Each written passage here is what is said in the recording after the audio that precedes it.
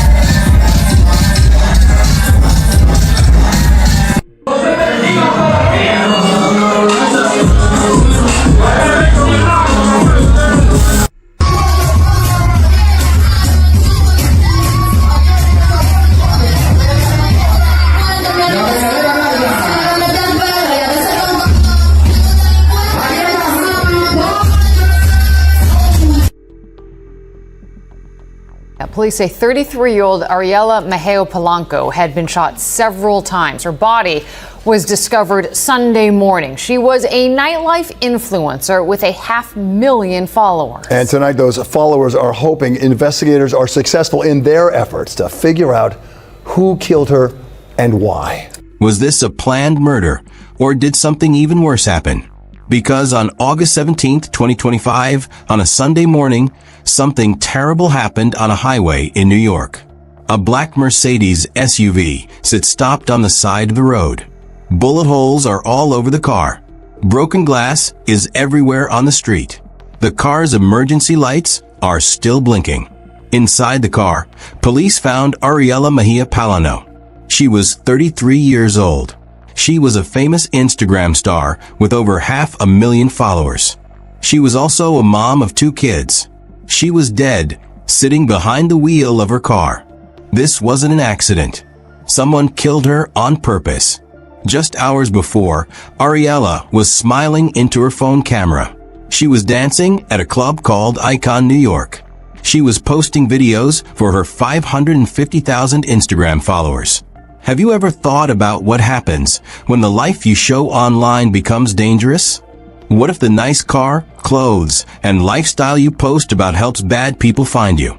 Because at 8 o'clock in the morning, she was gone. Police said right away that someone targeted her.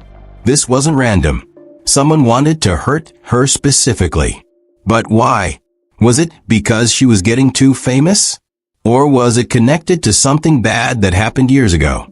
Something that put dangerous people in jail? Welcome to True Crime Tales HQ. If you're new here, we dive deep into cases that matter, examining not just what happened, but why it happened and how we can prevent it from happening again.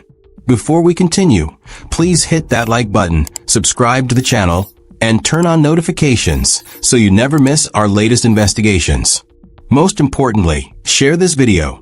These stories save lives when the right person sees them at the right time. This story takes us to New York City. Ariela Mejia Polanco was 33 years old. She came from a country called the Dominican Republic. She had big dreams, bigger than the tall buildings in New York. She worked her way up in New York's party scene. First, she made drinks at a club called Icon New York. Then she became a hostess at another club called Opus Lounge. Everyone loved her because she was fun and made people happy. Her co-workers said she was like a bright star that made everything better when she walked in. This same happy energy worked great on social media. She threw a big birthday party at Opus Lounge in May. Lots of important people came to her party.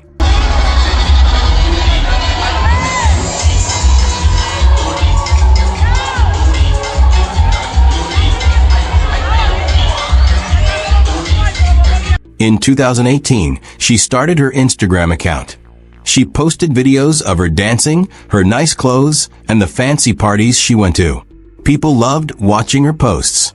By 2025, over 550,000 people followed her on Instagram. She also had 115,000 people following her on TikTok. They loved watching her dance and seeing her fancy lifestyle. The expensive SUV she drove, the same car where she died, was in many of her posts. She was proud of how successful she had become and wasn't afraid to show it. But the most important thing to Ariella was her children, a daughter and a son. While her Instagram showed fancy parties, her close friends knew she was a loving mom. She was planning her daughter's 15th birthday party, which is very important in her culture. She did everything for her kids, said Jacilia Rodriguez, a friend who came to remember Ariella after she died. Most people who followed her online didn't see this mom side of her life. There was a big difference between what she showed online and her real life at home. Her co-workers at Icon New York saw how kind she really was. The club posted about her after she died. Your happiness and the way you treated everyone with so much care always made you special.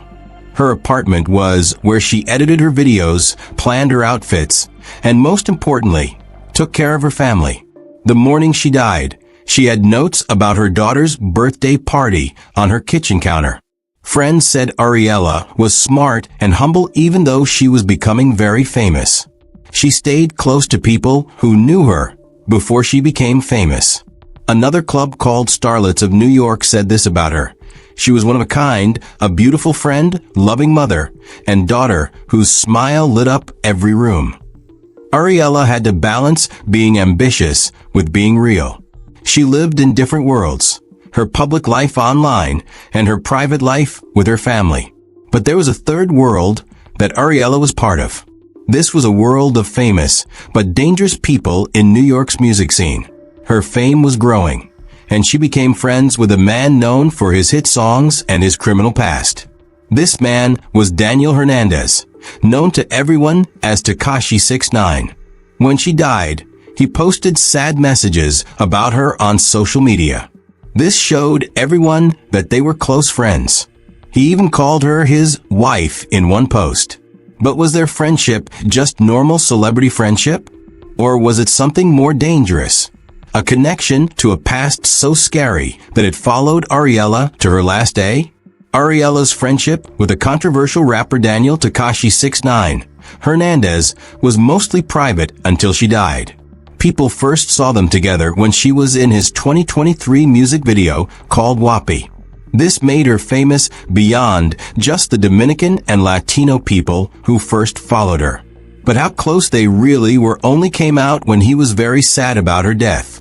Hours after the news that she was murdered, 6ix9ine's Instagram was full of sad posts. He posted photos and videos of them together. He called her the most beautiful heart and the Queen of New York. In Spanish, he called her Mi Mujer, which means my woman. This showed they were closer than most people knew. This public sadness proved what people in the music business had been saying quietly. Ariella knew important hip-hop artists because of her work at fancy clubs. Her social connections went far beyond her own 500,000 followers. Other celebrities also posted sad messages. Cardi B, another New York rapper with Dominican roots, shared her condolences on social media. This made Ariella's story known around the world. These famous friendships gave Ariella opportunities, but they also made her a target. The expensive car she drove, her designer clothes, and the fancy clubs she went to, all shown on Instagram, created a map for bad people to find her. Some people say that Ariella's connection to 6ix9ine might have created dangerous situations that followed her long after they became friends. The rapper's complicated history with gang members would become important in understanding why someone wanted Ariella dead. Do you think Ariella's friendship with 6ix9ine helped her career or put her in danger? Tell us what you think in the comments. In 2018, the same year Ariella started her Instagram account, something terrible happened to her that would create problems for years. Members of a gang called the 9 Trey Gangster Bloods kidnapped her by mistake. They thought she was one of Tekashi 6ix9ine's girlfriends. This gang was known for violence all over New York City. They had a complicated relationship with 6ix9ine. The rapper had worked with them before, but then he helped the police arrest them. This made people in hip-hop culture call him a snitch, which is very bad. On March 24th, he posted a video where he cut off his ankle monitor and said he was free. This was months after he got out of prison in December for breaking his parole rules connected to the 9 Trey Bloods case. His parole was made longer by 1 year. Ariella was kidnapped for hours. After they let her go, she had to make a big decision: stay quiet and safe or help the police and risk her life. She chose to be brave and help. In federal court, Ariella told everyone about her kidnapping during a trial against 9 Trey gang members. Her testimony, along with 6ix9ine's help, gave prosecutors what they needed to convict several gang members and send them to prison. This decision to speak against violent criminals in court made enemies who would remember and hate her. In gang culture, helping the police is one of the worst things you can do. While Ariella rebuilt her life and grew her online following, the people she testified against were angry and planning revenge from their prison cells. If you were in her situation, would you have testified knowing it might put you in danger later? Tell us in the comments. Was being brave worth the cost? For years, Ariella seemed to have moved past this scary time. Her growing fame, club work, and social media success made it look like she had escaped the consequences of her testimony. Her rise to social media fame, the same thing that brought her success, might have made it easier for people seeking revenge to find and target her. The public parts of her success, her posts about her new car, her presence at high-profile places, might have given her killers the information they needed to track her down. The life she built became a roadmap for her death. What seemed like a finished chapter in 2018 was just waiting for the right time to come back with deadly results. Police haven't said this officially because they're still investigating and haven't told the public much. But sources suggest they are looking at this connection as a possible reason for her murder. Saturday, August 16th, 2025 started like any normal work night for Ariella. She got to Icon, New York in Inwood around 9 p.m.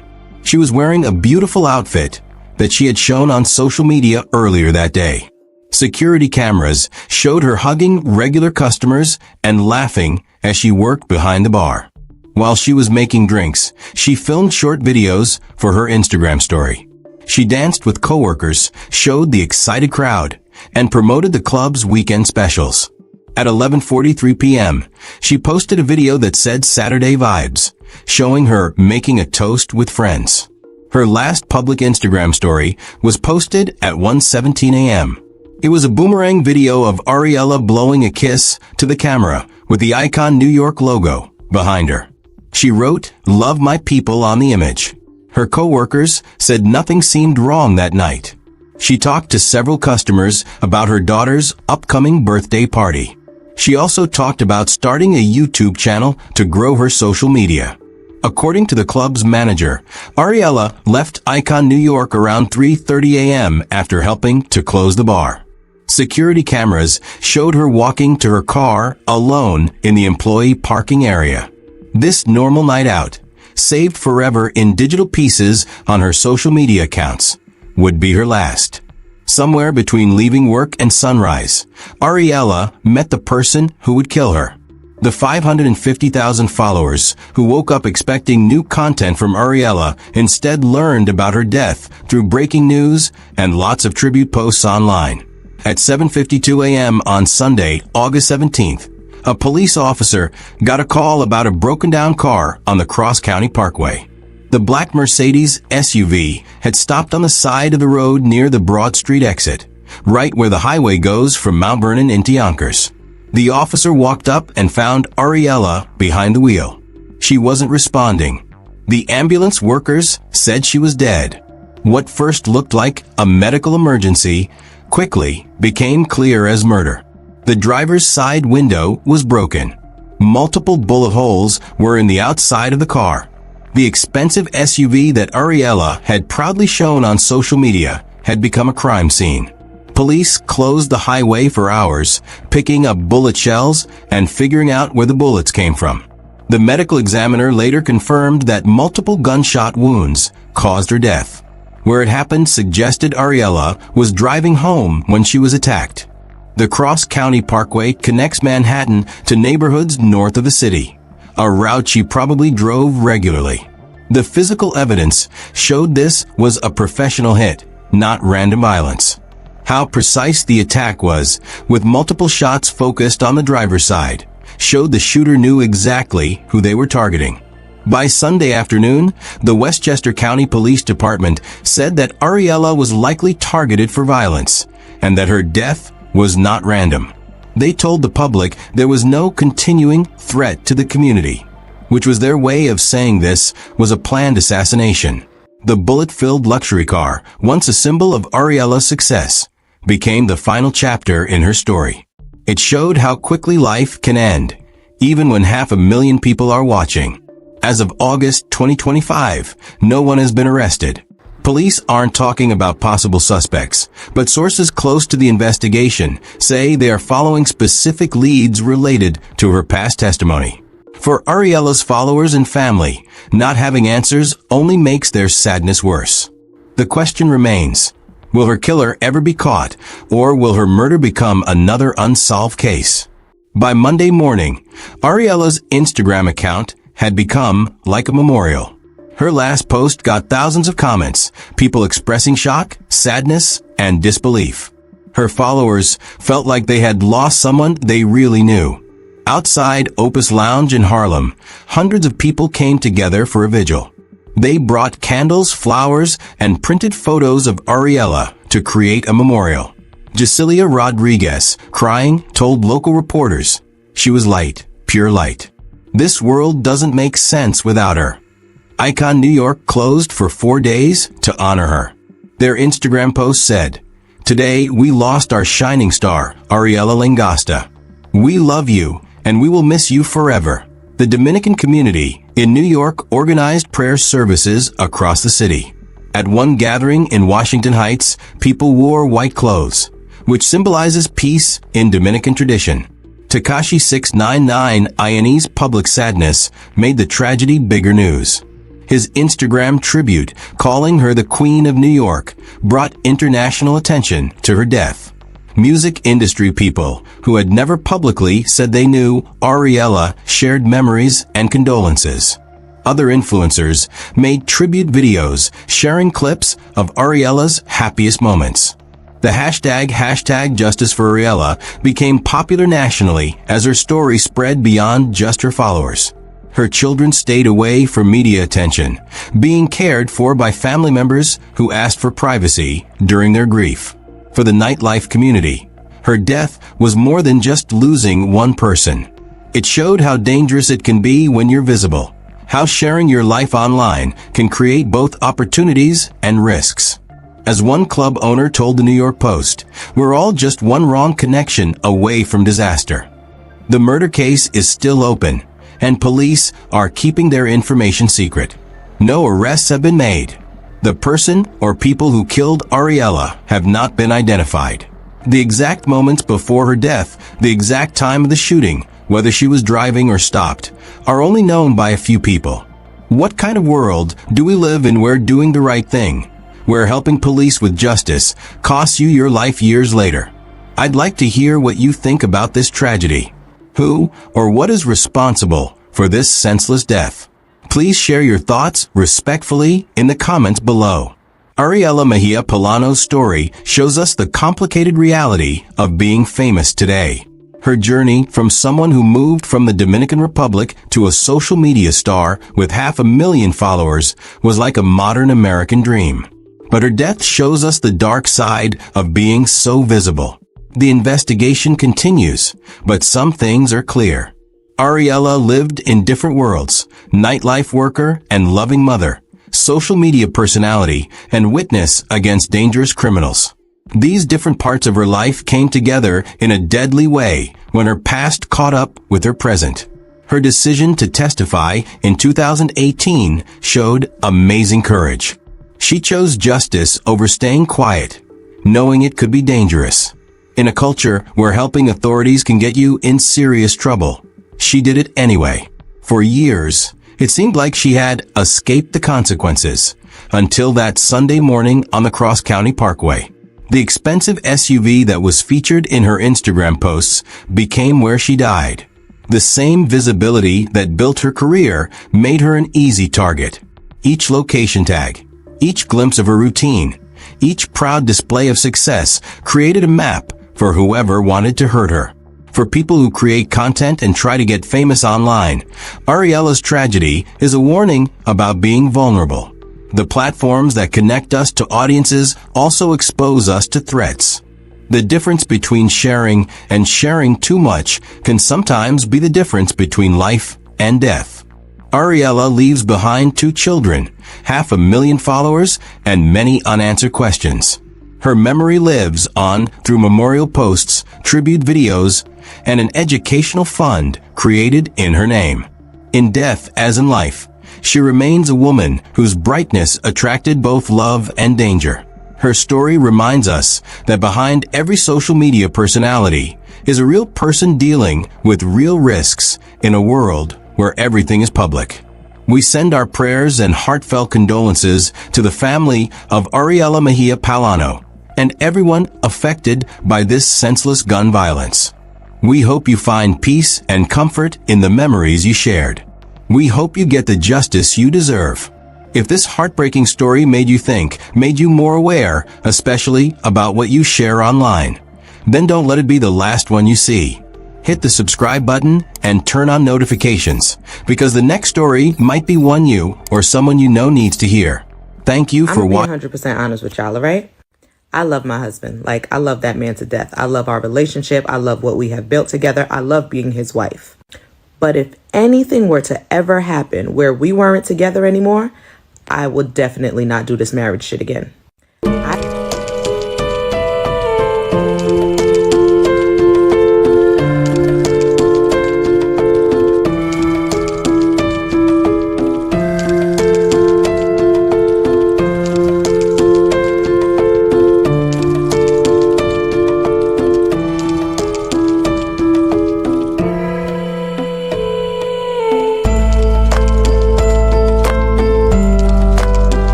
August 4th, 2023.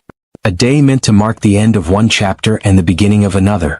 Andrika Sims McIntosh, a mother of 8, was just hours away from finalizing her divorce. After years of struggles, hurt, and frustration, she had made the painful decision to walk away from a marriage that no longer served her. But what should have been a quiet step toward freedom turned into a nightmare. As Andrika was at home, preparing for the final steps of her divorce, her estranged husband, Brian McIntosh, appeared, angry and armed. Desperate and afraid, Andrika fled into the streets, her heart racing as she dialed 911. She pleaded for help, calling out to the dispatcher, "He's chasing me. He's going to kill me." With every step she ran, but there was no escape. As the police were mere moments away, Brian caught up with her, stood over her, and emptied his clip into her body. Andrika fell to the pavement, lifeless, just as the sirens wailed in the distance. The man who had once sworn to protect and love her had taken her life. But how did things reach this point? What turned their seemingly stable marriage, filled with shared history and children, into a violent tragedy? What could have possibly pushed a man to take everything from the mother of his children, just hours before their divorce was to be finalized? This story isn't just about a tragic loss. It's about the devastating consequences of domestic violence, a cycle that continues to destroy families. Andrika Sims McIntosh's life was taken in the blink of an eye, leaving her children without their mother and her loved ones grappling with an irreplaceable void. This case raises difficult questions about love, betrayal, and the dark side of relationships that we often fail to see until it's too late. We need to talk about this, to bring attention to the reality of domestic violence and its impact on all of us. What could have been done differently? Could this tragedy have been prevented? We want to hear your thoughts on the case. How do you think we can break the cycle of violence and ensure that no one else has to face this kind of fate? Drop your opinions in the comments below, and let's start a conversation. Don't forget to like, share, and subscribe for more stories that matter, and help us spread awareness. Andrika Sims McIntosh was a woman defined by resilience. A mother of 8, each child a piece of her heart, a testament to her unwavering dedication. She was more than just a mother though. She was a force. A force of love, strength, and determination, never letting the weight of her responsibilities crush her spirit. For Andrika, family came first. Always. She was a mother who made every effort to be present in her children's lives, even when life demanded everything she had. She wore many hats, working multiple jobs just to ensure that her children never went without. Amazon, the U.S. Postal Service, and Family Dollar. Each one of these jobs wasn't just a paycheck for her. It was a means to provide, a way to build something for her children, a legacy of hard work and sacrifice. Her kids were her world. Every sacrifice she made, every sleepless night was for them. Andrika would often talk about her pride in being their mother, sharing moments with her children that others might take for granted. Whether it was a birthday party filled with laughter, or quiet evenings at home when she would simply be there, present and loving, she poured everything she had into being the best mother she could be. Even when the days were long, the challenges unrelenting, Andrika's commitment to her children never wavered. But beyond her role as a mother, Andrika was a woman with dreams. Dreams of a life beyond the struggles, a life where she could finally breathe, find peace, and know that all her hard work had brought her somewhere safe. She wasn't just working to survive, she was working for something more. She held on to the hope that one day her children would understand the sacrifices she made. That one day they would look back and say, "Mom did this for us." Andrika's personality shone just as brightly as her work ethic. She had a kind heart, a generous spirit, and an infectious smile that brightened even the hardest of days. Her friends and family described her as someone always ready to lend a hand or offer a kind word. And though life had handed her many challenges, she always made sure others felt seen, heard, and valued. Her sense of loyalty was unmatched, and anyone who knew Andrika knew how deeply she loved her family. She wasn't just a mother or a worker. Andrika was a woman who truly cared. She had a presence about her, a quiet strength that could move mountains. But like so many women, Andrika's life was not just about the roles she played. She too was a person with dreams, fears, and a desire for something more. A sense of peace, a chance to find herself in the chaos of her everyday life. And just as her love for her children knew no bounds, so too did her hope for a better life.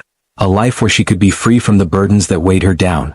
But even in the face of so much love and hope, life has a way of throwing the hardest obstacles in our path. Andrika's love story was no different. For all the joy and fulfillment she found in her children, her marriage began to crumble, as too many things do. What started as a union filled with promise slowly transformed into a relationship that left her feeling unseen, unheard, and ultimately trapped. A marriage that was supposed to be a partnership, built on love and trust, turned into a battlefield that Andrika knew she could no longer fight alone. Andrika's decision to leave, to take control of her life once again, was not a decision made lightly. But the cracks in her marriage were too deep to ignore, and the toll it. For 13 years, Andrika and Brian McIntosh were a picture of a loving couple. Their bond seemed unbreakable, their life together an unshakable foundation.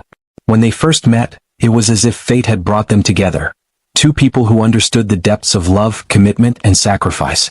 Andrika often shared her admiration for Brian on social media, pouring out her heart with public declarations of love. To anyone looking in, they appeared to have it all. A strong, happy family, built on mutual respect and affection. She would post photos and captions that seemed straight out of a fairy tale, like the kind of love you dream about. On their anniversaries, Andrika's words painted a vivid picture of devotion, a deep connection that resonated beyond the simple words she spoke. Today is and boy was it a wrong year, but we made it with many more years to come. I love that man from the top of his head to the bottom of his feet. We complete each other. Don't know what I'd do without him. I wouldn't be alive today if it wasn't for him. I love you, Brian Santos. She also wrote, "Happy 12-year anniversary to my husband and I. Lots of ups and downs, but the key is communication. You are the man God made in his image for me. I love you with my entire heart. You gave me 10 beautiful and smart children and accepted my son as your own. You are my rock, my king, and my everything." There was no doubt, at least to anyone on the outside, that their love was real. That Brian was the man she believed him to be. But as the years passed, cracks began to form in what seemed like the perfect marriage. Andrika, who had once shared nothing but joy and pride in her relationship, started to post messages that seemed different. They were not filled with the same hope and affection that once defined her love for Brian. Instead, they became darker, cryptic, almost sorrowful. Andrika began to speak of her self-worth, her dissatisfaction with the life she had been living, and the unspoken distance growing between her and the man she had once adored. Love is not enough, she wrote one evening, a stark contrast to the loving messages she posts. That person left you high and dry. That person is having sex with someone else. You want that person back after they have been having sex with somebody else? God knows how many people it has actually been. Where is your self-value? Where is your self-worth?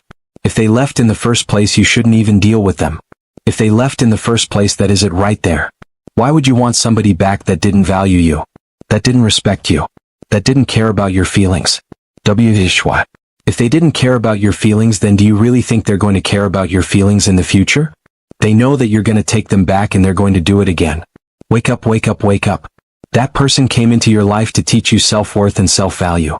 They came into your life to teach you a lesson. Now it's time to say goodbye. These words were heavy, charged with a pain that couldn't be ignored. Andrika, the woman who had once praised her husband to the heavens, now seemed to be searching for answers in a world that had become far more complex than she had ever imagined. Her posts became more frequent and more intense, a reflection of the turmoil brewing inside her. But it wasn't just the words that began to shift. The dynamic between Andrika and Brian had changed. Behind closed doors where no one could see, their love had started to fray. Brian, who had once been the man Andrika could rely on, became someone she no longer recognized. What started as an unspoken tension in the air soon erupted into a series of silent confrontations. The laughter and warmth that had once filled their home were replaced by cold silences and unspoken resentments. Andrika, however, was no longer willing to pretend that everything was fine. She started speaking her truth, quietly at first, then with increasing clarity. She began to reflect on her life, on what she deserved, and what she was willing to settle for. And just when it seemed like things couldn't get any worse, she made a decision that would change everything. She decided it was time to end the marriage. Time to step away from the man who had once been her everything but was now a source of pain and heartache. The decision was not made lightly. Andrea's commitment to her children, her family, her life with Brian, none of that was easy to walk away from. But it became increasingly clear that staying in a marriage that no longer brought her joy or fulfillment would only destroy her from the inside out. She had to let go. But what happens when you're dealing with someone who doesn't want to let go? What happens when you're trapped in a relationship with a partner who refuses to face the reality of what's falling apart? The struggle Andrea faced wasn't just about her own desire to break free, it was about facing the anger, resentment, and control that Brian was now holding on to. And as their marriage reached its breaking point, so did their world. The love that had once bound them was now a fragile thread, ready to snap. And so, the perfect marriage, at least the one everyone thought they knew, started to crumble. The life Andrea had spent years building with Brian was now a life she needed to escape.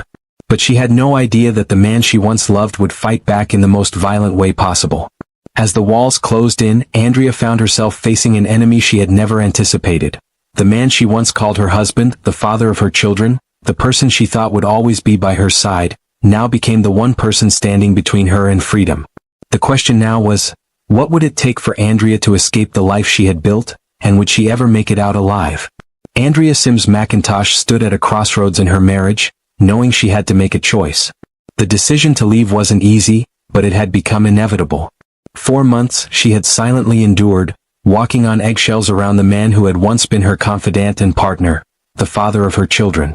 But the cracks in their relationship had deepened, the love replaced by resentment and unspoken pain. The weight of unmet expectations had become too much for her to carry. She started to make plans, quietly preparing to walk away. Filing for divorce felt like a monumental task, but it was a step she had to take. The marriage that had once been built on hope was now a cage she needed to escape. She couldn't stay in a relationship that no longer brought her peace. Andrea kept her pain hidden behind a calm exterior. She moved forward for her children, for herself, but deep down, the storm was brewing. Every time she made a move toward freedom, she saw the rage in Brian's eyes. The man who once promised to love her now seemed to resent her for seeking independence, for wanting out of the life they had built together. He couldn't accept that she was done, that she was leaving. Her social media posts, once filled with love, began to change. She spoke of the struggle, her frustration, and the reality of her marriage. "Love is not enough," she wrote one day. "It takes patience, understanding, and the willingness to fight for each other." Her words were a cry for help, a reflection of her own pain, but also a warning to anyone who might be listening. She was trapped but still searching for the courage to break free. As the days passed, the tension between Andrea and Brian grew unbearable. Their conversations became colder, more strained, filled with accusations and threats. The relationship was beyond saving, and while Andrea had accepted it, Brian hadn't. His grip on her life was slipping, and he became more desperate, more volatile. He refused to let her go without a fight. The closer she got to the divorce, the more dangerous things became. What started as a relationship built on love had now become a battleground where the stakes were her life. Andrea's resolve was firm. She had made up her mind, she couldn't live in this marriage anymore.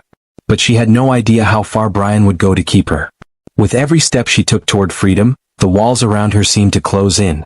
The man who once cared for her had become a threat, and the closer she got to leaving, the more the danger became real. It wasn't just about ending the marriage, it was about surviving. Andrea, no longer afraid to speak her truth, shared her frustrations openly. Her posts weren't just an expression of her pain, they were a warning. A warning to Brian and to anyone who could see the cracks in their marriage. She could feel it, the storm was coming. The violence she had feared for so long was no longer a distant possibility. It was already here. The morning of August 4, 2023, began like any other for Andrea Sims McIntosh, except this day was different. This day was meant to mark a new beginning. The paperwork for her divorce was finally set to be finalized, a step that would have freed her from the chains of a relationship that had long since turned toxic. She had fought for months to get here, to this moment of freedom that had seemed so far away. But little did she know, this was not the peaceful resolution she had been hoping for. This was the day everything would change. Andrea woke up that morning, unaware that the day would bring with it the greatest terror she had ever known. She didn't expect anything other than the usual, preparing for the day, perhaps some last-minute details to wrap up the divorce. She never imagined that she would be running for her life before the sun even fully rose. But that's exactly what happened. Brian, her estranged husband, had followed her home that morning. His presence was a shadow hanging over her, and it wasn't just a visit, it was an invasion. With every step he took toward her, his anger seemed to swell, his control slipping away. And as Andrea entered the house, trying to prepare herself for the final separation from the man she once loved, she had no idea that his rage had reached a boiling point. The man who had once vowed to protect her had now become a threat that she could no longer escape. The confrontation was inevitable. The tension between them had built over months, but today it exploded. In an instant, Brian pulled out a gun. Andrea, terrified, ran from the house, her heart pounding in her chest as she made a desperate sprint down the street. The sound of her breath and pounding footsteps was drowned out by the frantic call she made to 911. "Please help me. He's chasing me. He's going to kill me." Her voice was a mixture of fear and urgency, a plea for help that would go unanswered. The dispatcher's calm voice was no comfort as she gave Andrea instructions to stay calm, to keep running. But Andrea's time was running out. Brian was closing in on her, his anger consuming him, his heart hardened by a rage she could no longer defuse. Just moments after Andrea made the call, the unthinkable happened. Brian, consumed by his fury, caught up to her. There was no more running. There was no escape. In that instant, Andrea's life was stolen from her. As she struggled to get away, Brian stood over her, his finger pulling the trigger again and again. The sound of the gunshots echoed through the quiet morning, the final, devastating punctuation to the end of her story. And as Andrea collapsed to the ground, her body cold and lifeless, the sirens wailed in the distance. But it was too late. The police arrived mere seconds after the last shot rang out. Brian stood over her, the weapon still in his hand, his rage simmering beneath the surface. He was arrested without resistance, his expression unreadable, as if the act he had just committed didn't quite register with him. The man who had once been a father, a husband, now stood as a cold killer. Andrea Sims McIntosh was dead. Her life, her dreams, her hopes for the future, snuffed out in an instant by the very man who was supposed to love her. What had pushed Brian to this point? What had made him so desperate, so violent, that he could take the life of the woman he had once sworn to protect? What had happened in those final moments between them? The police were left to answer these questions, but for Andrea's family the answers would never be enough. The horror of that morning, the image of a mother, a sister, or a friend, dying at the hands of someone she had loved, would haunt them forever. And in the midst of it all, Andrea's children were left to pick up the pieces, their lives forever scarred by the brutal act of violence that tore their family apart. The world would never be the same for them again. The scene was one of shock and disbelief, as the neighborhood reeled from the news. Neighbors peered from their windows, unable to fathom what had just happened in their quiet street. Andrika, the woman who had been the heartbeat of her family, was gone. The life she had worked so hard to build with Brian and their children is now a shattered memory. But the truth of Brian's actions didn't make sense. How could the man she loved do this? And how had he become the kind of person capable of such violence? The investigation would continue, but the pain of Andrika's death was irreversible. And while the facts of the case would slowly emerge, they could never answer the question of why. Andrika's family was left to cope with their loss, with the tragic void left by her absence.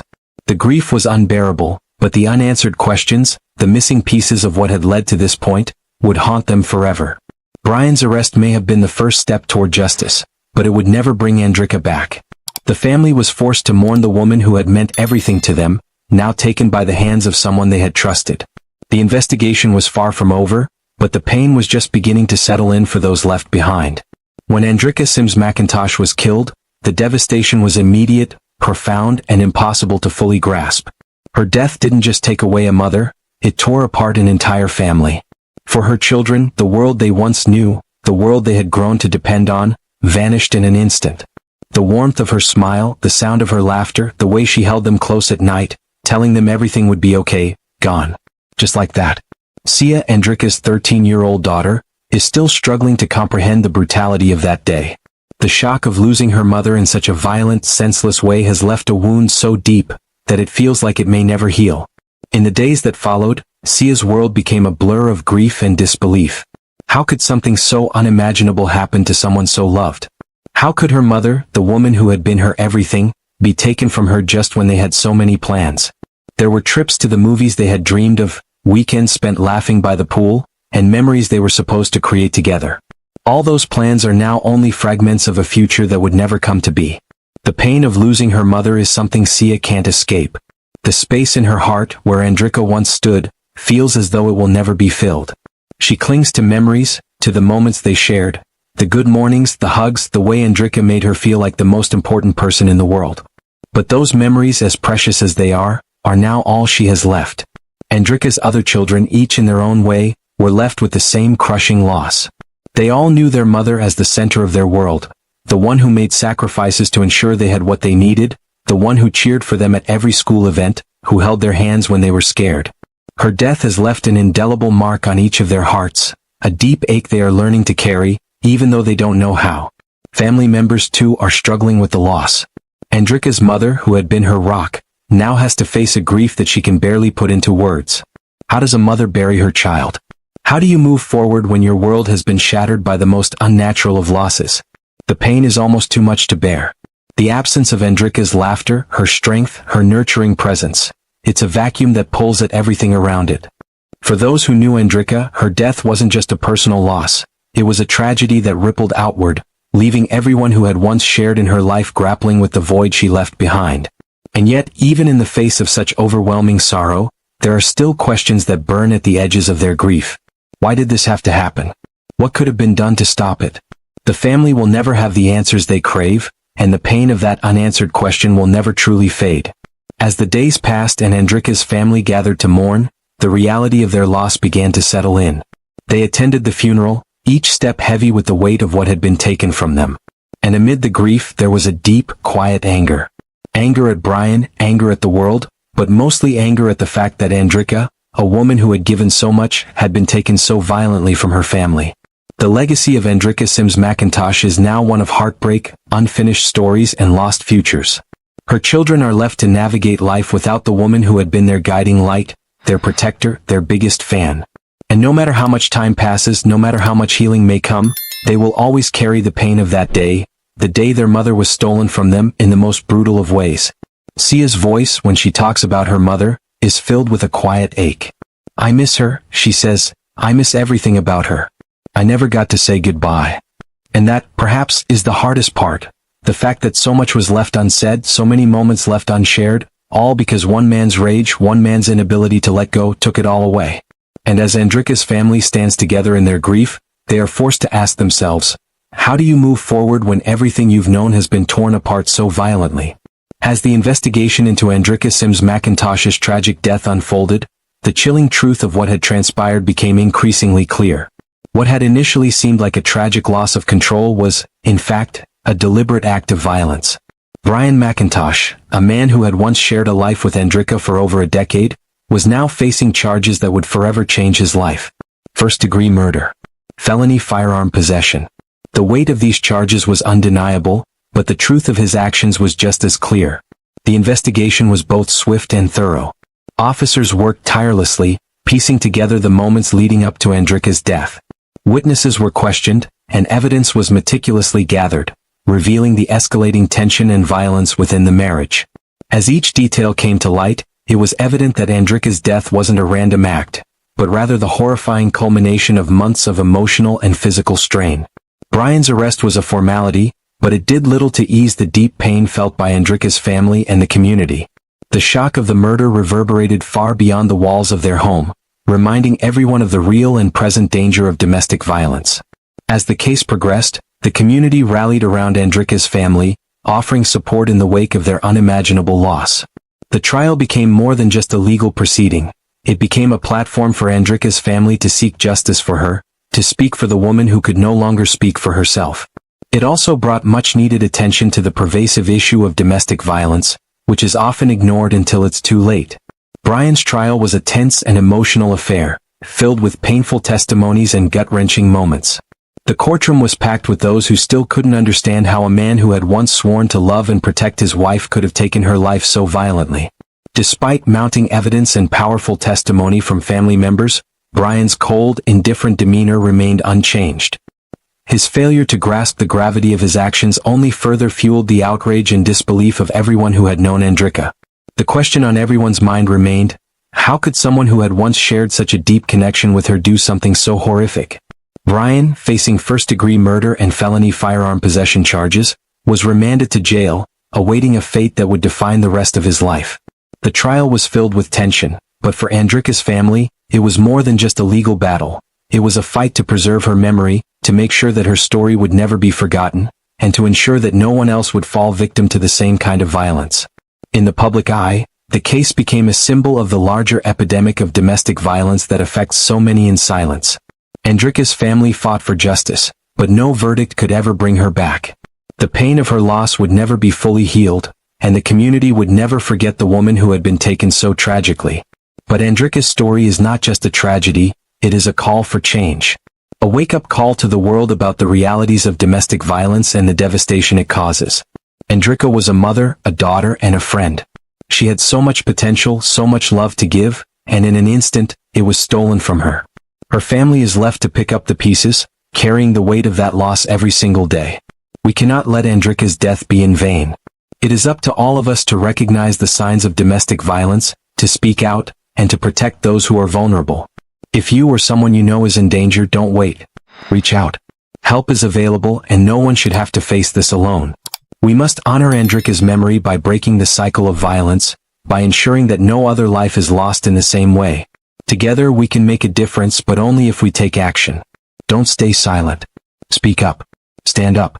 Let's work to prevent this from happening to others, because no one deserves to live in fear, and no one should ever lose their life at the hands of someone they love. Police have arrested a 22-year-old man and charged him with the death of a Columbus rapper. Kyson Murphy is charged with murder and aggravated robbery. He's accused of shooting and killing Courtney Bruce, known by her stage name, Boog the Bandit. Bruce was killed during an attempted robbery back in May. Murphy is currently being held at the Franklin County Jail. Now, in the bustling city of Columbus, Ohio, a promising young artist's life was tragically cut short on that fateful night. Courtney "Boog the Bandit" Bruce, a rising star in the local music scene, had been lured to a meeting on Dort Place under the pretense of a lucrative business opportunity. Little did she know, the encounter would turn into a deadly ambush, one that would leave her family, friends, and the entire community reeling in the aftermath. Courtney's journey to the brink of stardom had been anything but easy. Born and raised in the heart of Columbus, she had faced her fair share of challenges, from navigating the often cutthroat world of the music industry to overcoming personal setbacks. Yet, through it all, her resilience and passion for her craft never wavered. Her powerful lyrics, her soulful vocals, and her magnetic stage presence had earned her a devoted following within the local scene, and many believed she was on the cusp of breaking out onto the national stage. I need a trip, just me and Bay. Sliding down 95, we finna hit LA. Been bubbling since June and May. Fuck a 4, I'm finna toast to A. But I'm never lonely, I keep that pole on me. These streets can get breezy. Free my real niggas, they house in the shoe. Can't even call on me right now. Surrounded by the phonies, these niggas capping. They claiming that they know me. 23 and when they really had to show me fair. Said I'm hard to find like a T and baloney. Feeling lonely. Courtney was just one of those people who lit up a room when she walked in, recalls her longtime friend and collaborator, Jamal Harris. She had this incredible energy, this unwavering determination to make her mark on the world. And she was well on her way to doing just that. But on that fateful night, Courtney's dreams and aspirations were tragically snuffed out, leaving a void in the hearts of all who knew and loved her. As the investigation into her death unfolded, it became clear that the meeting on Dort Place had been anything but a legitimate business opportunity. Instead, it was a carefully orchestrated trap, a sinister plot to rob the rising star of the large sums of cash she was known to carry. What exactly happened on that dark and fateful night? Who were the individuals responsible for Courtney's senseless murder, and what were their motives? As the details of the case began to emerge, a complex and chilling narrative began to take shape, one that would test the limits of the community's resolve and spark a renewed call for justice and change. If you found Courtney's story as compelling as we have, be sure to like, share, and subscribe to our channel for more thought-provoking content. By joining our community, you can help us continue to amplify the voices of those who have been unjustly silenced and work towards a more just and equitable world. Before Courtney Bruce became known as Boog the Bandit, a rising star in the Columbus music scene, she was a young woman with a unique and compelling story. Growing up in the bustling city of Columbus, Ohio, Courtney had always possessed a natural talent and passion for the arts. From an early age, Courtney's striking beauty and confident presence caught the eye of industry professionals. She began her journey not as a musician, but as a successful model, working with big-name brands like Chris Brown's Black Pyramid clothing line and Rob Kardashian's Arthur George brand. Courtney had the looks, the style, and the poise to thrive in the competitive world of high-fashion modeling. But deep down, Courtney knew there was something more she wanted to do with her life, something that would allow her to be more than just a pretty face. That's when she made the bold decision to shift gears and pursue a career in music, a decision that would ultimately change the trajectory of her life forever. From the moment Courtney dropped her first single, it was clear this wasn't just a gamble, it was her true calling. Her unique blend of pop, R&B, and rap created a sound that was unlike anything else in the Columbus music scene. Songs like Hot Topic, Hardaway, and Risky showcased Courtney's captivating vocals and her ability to craft deeply personal lyrics that resonated with her growing fan base. But Courtney's journey to the top wasn't without its challenges. In 2019, she had walked out of prison after serving 2 years for conspiracy to commit bank fraud. It was a dark chapter in her life, one that could have easily derailed her dreams. But Courtney refused to let her past define her. Music became her lifeline, a way to pour her soul into something greater and rebuild her identity as an artist and a person. As Courtney's music gained traction, she became a symbol of hope and resilience in the Columbus community. Her authenticity and vulnerability resonated deeply with listeners, and soon, she was catching the attention of industry heavyweights like DJ Academics and fellow Ohio native Trippie Redd. Courtney's star was on the rise, and it seemed like nothing could stop her from achieving the success she so richly deserved. Columbus, Ohio is a city with a rich musical heritage, and Courtney was poised to become one of its next big stars. The city's thriving underground rap scene, coupled with its long history of producing renowned artists, created an environment ripe for talent to flourish. But the city also faces its fair share of challenges, including a higher-than-average rate of gun violence. In 2021, there were 166 homicides in Columbus, with 138 of them caused by firearms. It's a troubling statistic that has plagued the community for years, casting a dark shadow over the city's otherwise vibrant cultural landscape.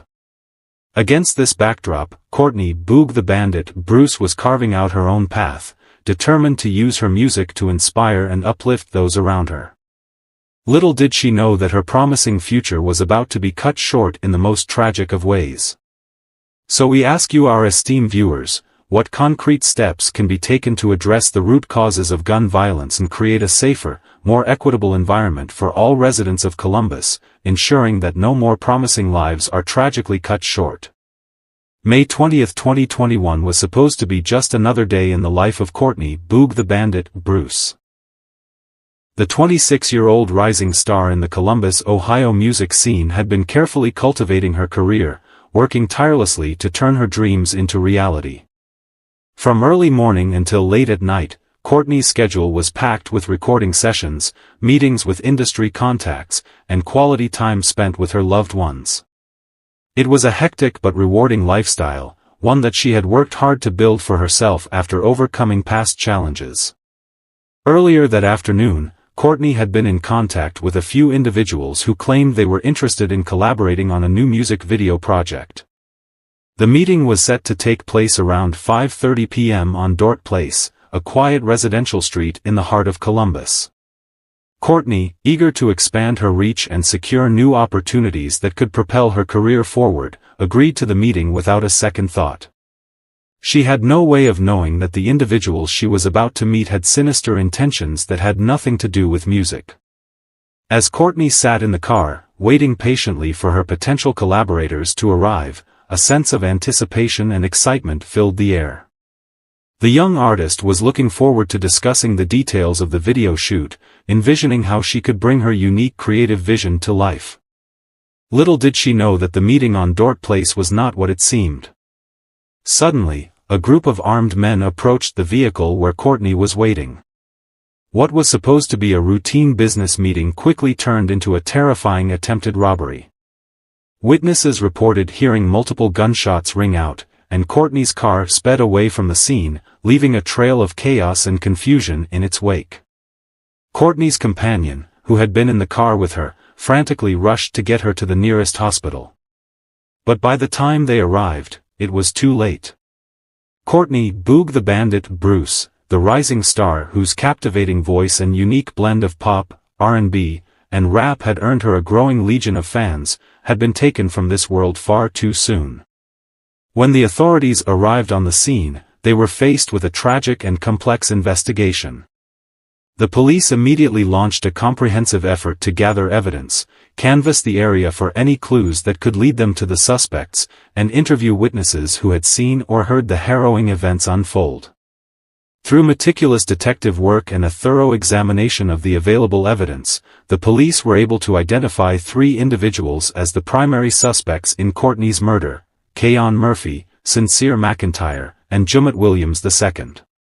The investigation revealed that the meeting on Dort Place was allegedly under the pretense of a potential drug deal and rap video project, but in reality, it was a calculated plan to rob Courtney of the large sum of cash she was known to carry on her person. Keon Murphy, the alleged shooter, was charged with murder and aggravated robbery, while Sincere McIntyre and Jumett Williams II pleaded guilty to reduced charges related to their involvement in the crime.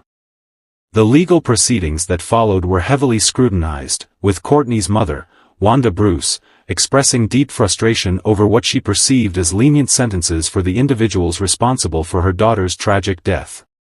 Wanda Bruce, a devoted mother who had been Courtney's biggest supporter throughout her journey, was devastated by the loss of her daughter. She spoke passionately about the need for accountability and the importance of addressing the underlying issues that contribute to such senseless acts of violence. Courtney's story had become a grim reflection of the ongoing gun violence and homicide crisis that has plagued the city of Columbus, a crisis that continues to claim the lives of far too many young people.